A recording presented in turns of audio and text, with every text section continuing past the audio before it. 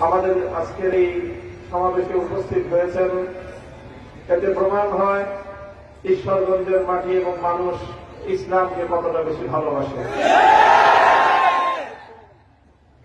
আপনারা আমাকে ভালোবেসেছেন, আপনাদের এই অপূর্ণ ভালোবাসার আমি শ্রদ্ধা জানাই এবং আপনাদের প্রতি আমি আমার আন্তরিকতাপূর্ণ ভালোবাসাপূর্ণ প্রতিদান দেওয়ার সামর্থ্য নাই, কিন্তু আমি আপনাদেরকে শুকরিয়া জ্ঞাপন করছি।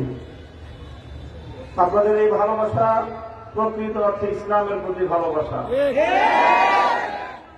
কারণ আপনারা আমার প্রতি এই ভালোবাসা প্রদর্শন করছেন। কারণ হলো আমি ইসলামের কথা বলতে গিয়ে বিগত স্বৈরাচারী শাসকের জালিম শাহী শেখ হাসিনার রোশানলে পড়েছিলাম।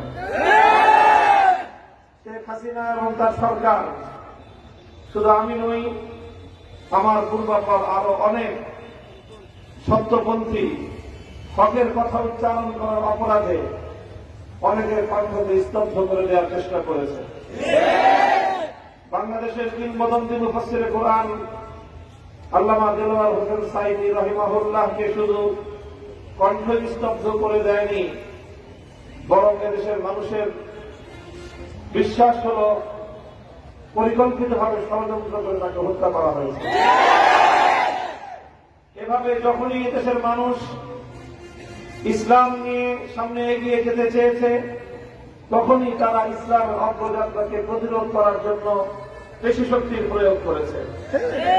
2013 সালে হেফাজতে ইসলামের ডাকে বাংলাদেশের লাখো কোটি তৌহিদি জনতা শাপলা চত্বরে গিয়েছিল ক্ষমতা দখল করার উদ্দেশ্যে নয়, আল্লাহর নবী মুহাম্মদুর রাসূলুল্লাহ সাল্লাল্লাহু আলাইহি ওয়াসাল্লামের প্রতি ভালোবাসা, তার প্রতি সম্মান এবং শ্রদ্ধা প্রদর্শন করে আল্লাহর নবীর নামে যারা কটূক্তি করে সেই সকল নবীর দুশমনদের বিরুদ্ধে নিজেদের প্রতিবাদ জ্ঞাপন করতে, প্রতিবাদ জানাতে। কিন্তু দুঃখজনক বিষয় হল, যেখানে শাহবাগের চত্বরে বাংলাদেশের শীর্ষস্থানীয় দুটি হাসপাতাল, একদিকে বারডেম হাসপাতাল, অপরদিকে পিজি হাসপাতাল, পেছন দিকে ঢাকা বিশ্ববিদ্যালয়, বাংলাদেশের অত্যন্ত গুরুত্বপূর্ণ একটা সমাজের মধ্যখানে মাসের পর মাস শাহবাগী নাস্তিকদের আল্লাহ নবীর বিরুদ্ধাচরণকারী প্রগাঢ় চক্রকে ছেড়ে দিয়ে রাষ্ট্রীয় পৃষ্ঠপোষকতায়, ভিনদেশী পৃষ্ঠপোষকতায় তাদেরকে লালন পালন করা হল। অথচ আল্লামা আহমদ শফীর ডাকে এদেশের নবী প্রেমিক তৌহিদি জনতা শাপলা চত্বরে একটি রাত অবস্থান করবে, ততটুকু সুযোগ এদেশের মুসলমানদেরকে নবী প্রেমিক জনতাকে সরকার দেয় নাই। কতটা বিধ্বংসী এবং কতটা প্রতিহিংসা পরায়ণ, ইসলামের প্রতি কতটা বিদ্বেষী মনোভাবাপন্ন ছিল শেখ হাসিনা, এই ঘটনা তার জ্বলন্ত প্রমাণ। মনে করেছিল আমাদের কণ্ঠকে স্তব্ধ করে দিলে, আমাদেরকে চার দেয়ালের কারাগারে বন্দী করে রাখলে বুঝিয়ে দেশে ইসলামের আলো নিভে যাবে। কিন্তু আল্লাহ পাক দেখিয়ে দিলেন, ইসলাম তো সেই আলো, এটাকে যদি তুমি মুখের ফুৎকার দিয়ে নিভিয়ে দিতে চাও, তাহলে ইসলামের আগুনে তুমি জ্বলে পুড়ে সরকার হবে। ইসলামের আলো। সংগ্রামী সাথী ও বন্ধুগণ, তাই আজকে আমরা কথা বলতে চাই, শেখ হাসিনা এবং তার দল, তার রাজনৈতিক সাঙ্গপাঙ্গরা এদেশে প্রতিহিংসার রাজনীতি করেছে, প্রতিশোধের রাজনীতি করেছে, ইসলামকে নির্মূলের রাজনীতি করেছে, মানুষের কণ্ঠ চেপে ধরার রাজনীতি করেছে, মানুষের বাক শক্তি কেড়ে নেওয়ার চেষ্টা করেছে, মানুষের অধিকার কেড়ে নিয়েছে, মানুষের স্বাধীন মত প্রকাশ করার সকল সুযোগগুলোকে বন্ধ করে দিয়েছে।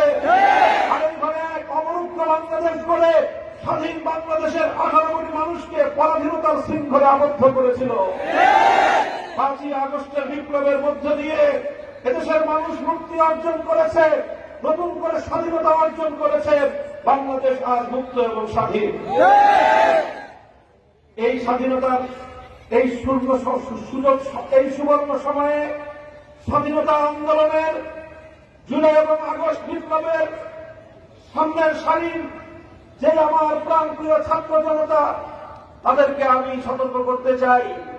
মনে রাখতে হবে, স্বাধীনতা অর্জন করা যত কঠিন, স্বাধীনতা রক্ষা করা তার চেয়ে বেশি কঠিন। পরাজিত পতিত শক্তি বসে নেই, পরাজিত পতিত ফ্যাসিবাদের দোসররা বসে নাই। তারা এখন সম্মুখ যুদ্ধে পরাজিত হয়ে এদেশের ছাত্র জনতার কাছে পরাস্ত হয়ে ওরা এখন ঘাপটি মেরে পেছন দরজা দিয়ে ষড়যন্ত্রের জাল বুনবার চেষ্টা করছে। প্রশাসনের বিভিন্ন জায়গায় বসে বসে তারা ইসলামের বিরুদ্ধে, এদেশের মানুষের হাজার বছরের ইতিহাস এবং ঐতিহ্যের বিরুদ্ধে তারা ষড়যন্ত্র চালিয়ে যাচ্ছে। আমরা পরিষ্কার ভাষায় বলি, আমাদের কাছে আমাদের নবীর ইজ্জত আমাদের জীবনের চেয়ে অনেক বেশি মূল্যবান। আমার কাছে আমার নবীর সম্মান আমার সন্তানের জীবনের চেয়ে বেশি মূল্যবান। আমাদের কাছে আমাদের নবীর ইজ্জত আমাদের জীবনের চেয়ে অনেক বেশি মূল্যবান। আমার নবীর আনিত দ্বীন এবং ইসলামের গৌরব এবং মর্যাদা রক্ষা করা আমার কাছে আমার জীবনের চেয়ে বেশি গুরুত্বপূর্ণ প্রশ্ন।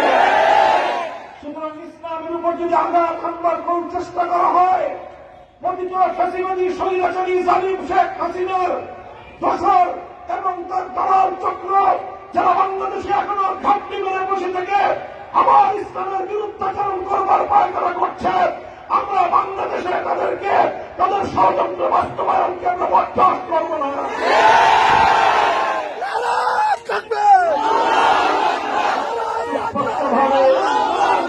কথা আমি বলতে চাই, প্রথম কথা হলো, আমার দেশের আগামী সন্তান 90% মুসলমানদের সন্তান। মুসলিম জাতিসত্তার জন্য বাংলাদেশ তৈরি হয়েছে।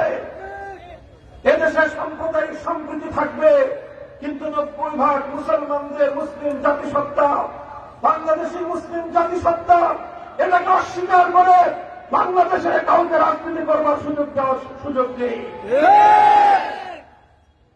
এই মুসলিম দেশে আমার আগামী প্রজন্ম, আমাদের ছেলেরা মেয়েরা জাতীয় শিক্ষা ব্যবস্থায় স্কুলগুলোতে কিভাবে তারা পড়াশোনা করবে, কি পড়ানো হবে তাদেরকে, কি হবে তাদের পাঠ্যসূচি, কি হবে তাদের পাঠ্যক্রম, এটা নির্ধারণ করার ক্ষেত্রে বিগত সরকারের ইচ্ছা ছিল হিন্দুত্ববাদকে বাংলাদেশের শিক্ষা ব্যবস্থায় চাপিয়ে দেওয়া।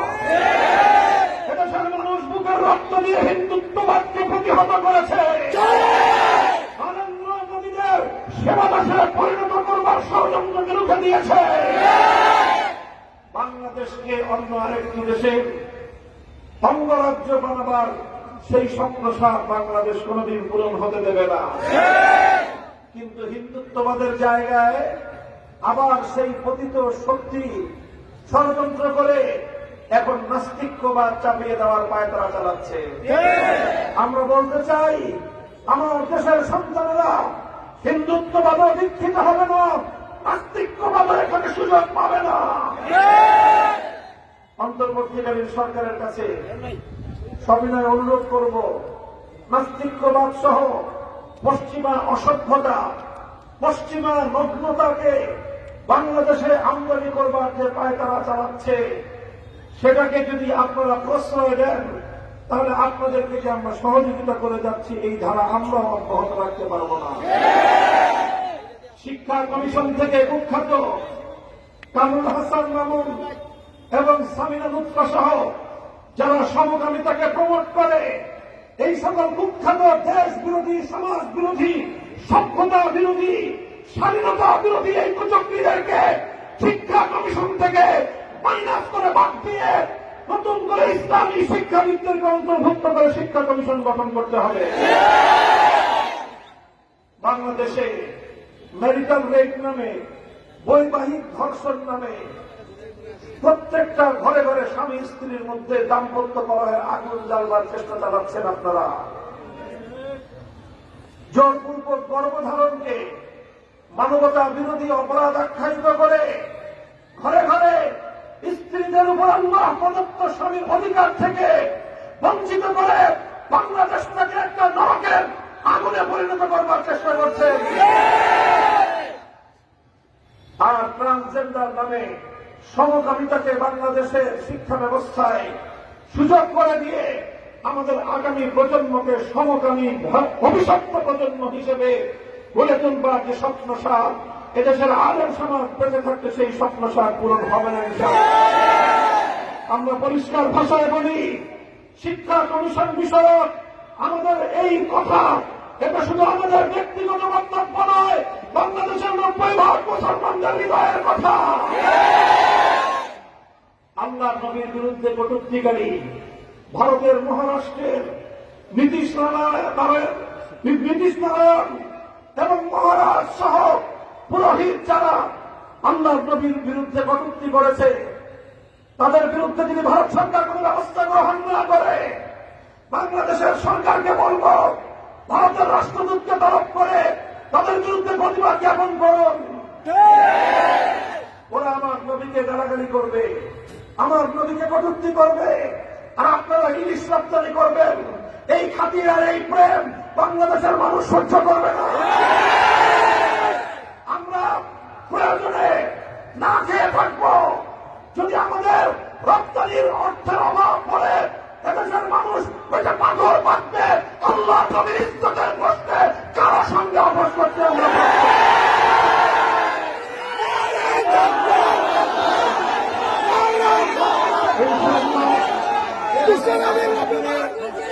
সমাজের সাথে ইসলামী নেতৃত্বের পাশে আপনারা থাকবেন তো? বাংলাদেশকে কি এই সমাজে হিংসাপূর্ণ বৈষম্যহীন একটি সমাজ গড়তে চাই? আমরা একটি হিংসাপূর্ণ সমাজ গড়তে চাই, আমরা একটি বৈষম্যহীন সমাজ গড়তে চাই। মনে রাখবেন, আল্লাহর জমিনে মানব রচিত গণতন্ত্র মন্দির বৈষম্যহীন পূর্ণাঙ্গ ইনসাফ ভিত্তিক সমাজ করা সম্ভব নয়। সেজন্য প্রয়োজন একটাই ব্যবস্থা, আল্লাহর জমিনে আল্লাহ প্রদত্ত রাজনৈতিক বন্দোবস্ত বাস্তবায়ন করতে হবে। খেলাফতের রাজনীতির ধারায় ফিরে আসতে হবে। একদা সারা পৃথিবীকে খেলাফতের রাজনৈতিক ব্যবস্থায় শান্তি উপহার দিয়েছিল, নিরাপত্তা উপহার দিয়েছিল। ধর্ম বর্ণ ভিন্ন মত সবার জন্য খেলাফত। খোদার আকাশ, খোদার জমিন, কর্মকায়েম খোদার দিন। এই সমাজ ভাঙতে হবে, হৃদয় আনতে হবে। ইনশাআল্লাহ আপনাদের সাথে আবারও দেখা হবে, কথা হবে স্লোগানে, দেখা হবে রাজপথে। যতদিন না আমরা আল্লাহর জমিনে আল্লাহর খেলাফত কায়েম করতে পারছি, ততদিন আমাদের সংগ্রাম অব্যাহত গতিতে চলবে। থাকবেন তো পাশে ইনশাআল্লাহ।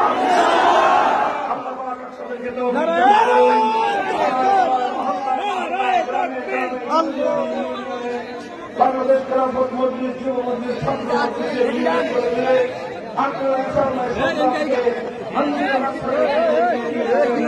সেই প্রত্যাশা ব্যক্ত করছি।